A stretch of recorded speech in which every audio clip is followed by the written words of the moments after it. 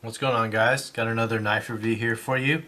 Today we're going to be looking at the Richard Rogers Tangent.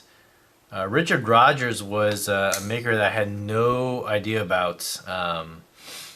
Sometime last year, I think is when he started gaining popularity, maybe a little over that.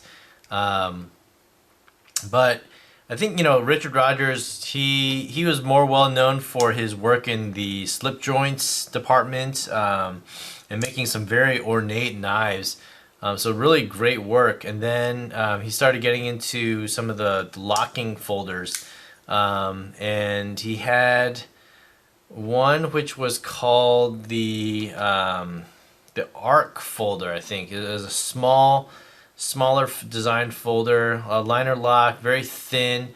And then he came out with the tangent. I think, oh gosh, I don't remember when it was, but I think with the tangent, then he started like gaining some more popularity. He had a small thin friction folder called a Sharpie, which basically looked like a pen. So it's kind of like a pen knife.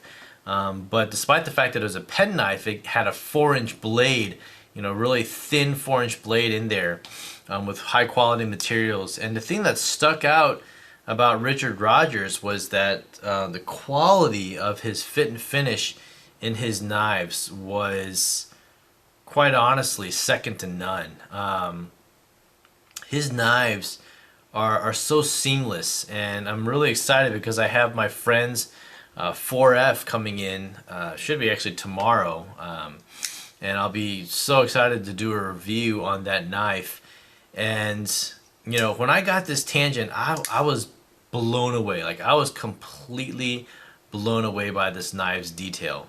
On this knife, you just kind of had this modified Warncliffe-ish tanto. Not, I guess not a tanto because the blade doesn't come up. So maybe a reverse tanto, blunt end here. Just the grinds are absolutely perfect on here. You got this nice deep swedge here, a nice hollow grind, very, very thin edge, CPM 154. This kind of thin hole deployment, which matches the knife well, in terms of not too much of blade sticking out. This one features lightning strike carbon fiber. It's the absolute smoothest lightning strike carbon fiber I've ever handled in my life. And I've had quite a few lightning strike carbon fiber scales and stuff like that, whether it was on my Bodega or my Kirby Lambert or my Doc Schiffer, and nothing came close. I mean, there's not a single void in here. Once in a while you'll get that little copper wire that kind of sticks out, that little burr, but it can be easily just kind of picked off or whatever. And but again, not a single void, and it's all polished. I heard that that's a trick when you're working with lightning strike carbon fiber. This nice 3D milled clip here reminds me a lot of the Bob Terzula 3D milled clip, hardware-less design as well. So the screws are coming in from the other side. Two little pillars, standoffs, titanium. It's all anodized bronze in here, and then on the inside as well. I'm not sure if you can see it there, but it's all jeweled. Hopefully, yeah, you can kind of see some of that jeweling in there. Not sure. There you go. You kind of see as the light's shining through, all those liners are nicely jeweled inside. So it just makes for a really nice presentation. A very thin piece. So I think for me, this is one of my ultimate like formal carries. I would have no problem, carrying this formally for any kind of occasion, whether it's wedding or even a funeral or even sometimes for church and whatnot.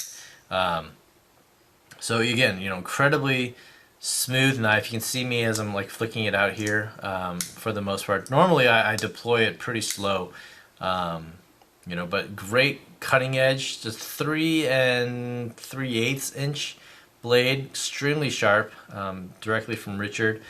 And then just the deployment and the lockup and everything is incredibly rock solid here, and then just so smooth. There's like zero stick in this knife, and perfectly centered.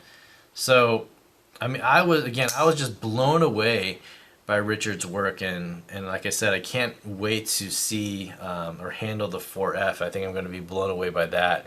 There you see the Rogers, logo mark, or just really just the name right there, CPM 154. Just a really nice satin stone wash. It's just, I'm sorry, not even a stone wash, just like a satin finish. I don't think it's hand rubbed on here, but all the same, it's just really good. Unfortunately, I have some fingerprint smearing on here, but just a really nice flow design. All the lines just work. Kind of reminds me of like almost like a sports car, to be honest. This is the head windshield or the hood, as it flows back here. Just very aerodynamic in design. At the same time, it's got some aggressive grinds in there. So I don't know, kind of like that, almost like that Lamborghini Aventador kind of feel to it. But at the same time, somewhat, I don't want to say dainty, but like I said, formal carry on this knife. So overall, just an incredible piece. In my opinion, Richard Rogers and J.W. Smith are two of the most underappreciated knife guys out there. I think Richard Rogers still has to pay his dues, but he's paying it quickly, to be honest. Like, his stuff is so incredible. And J.W. Smith, I mean, he's been in the industry forever, and he's long paid his dues, but his stuff is still, doesn't appreciate. I don't know why. It's such incredible stuff. So, but anyway, those are my thoughts. One little thing that I don't like, and I think he's addressed it on his later clips, is this clip is really sharp right here. I mean, it catches everything. If you catch that on your car paint job is screwed. So this would be something. It's not like a FU clip, but so it's not like digging into your hands or anything. But this, because it sticks out, somewhat, out of your pocket. This is, if it catches anything, you'll either scratch it or you'll dig into it. Like, you might even cut something. If somebody brushed their hand really quick on there, they might cut through there. So, but yeah, just one, really quick thought about that knife. Here are some of my other kind of just formal knives. Here's my Michael Raymond Estrella with the Damasteel. Here's an Alan Lishowitz Jekyll with Boomerang Damascus. It's a big, huge knife. Here's my Les Voorhees Abrams V2. So these are all knives that I would carry in formal situations, and then measured up against this is a carbon fiber version of the Insingo Large 21. So just so you can get a little feel of the size comparison there. So slightly smaller, shorter than the Sebenza would be. Matches up relatively well against the Estrella. So probably a similar size blade that you get in these two knives here. So anyway, Richard Rogers, if you get a chance to check out one of his knives, he's got a number of knives now. So he's got the Arc, which is one of the smallest folders he has. He also just came out recently with the one called the Vector, which also looks really nice. A really small flipper. It looks like a great knife. And then, like I said, he's got the Sharpies in various sizes, and he's got slip joints and whatnot. So, but the 4F flipper is definitely one that's on my radar. I cannot, man, I want a 4F so bad. That's been one of the ones that I've been really targeting to try to get down the road. So, anyway, that's my thoughts on the Richard Rogers Tangent.